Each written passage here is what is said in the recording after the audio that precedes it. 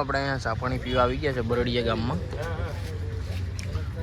આજે પાંચમો દિવસ ફાઇનલી હવે 5 કિલોમીટર 6 કિલોમીટર રહ્યા છે દ્વારકાથી 6 કિલોમીટર. દ્વારકા 6 કિલોમીટર.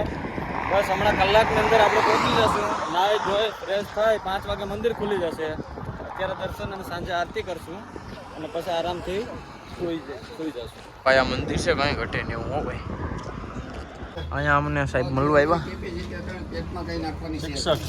શિક્ષક છે ભાઈ. આ સાહેબ ને આ અમારા અશ્વિનભાઈ બે લંગોટિયા દોસ્તારું છે બે. એ છે ને અમારી બે બહુ સેવા કરે. હો ભાઈ ઓલા ભાઈને બતાવ્યું અમારી આયરન છે પાણી પાવામાં. આવો ભાઈ અહીંથી દ્વારકાનું મંદિર દેખાય છે ચોખ્ખું. હવે લગભગ 3-4 કિલોમીટર જેટલું રહ્યું છે. રે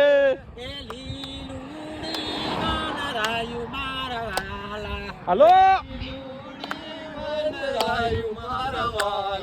હા મોજા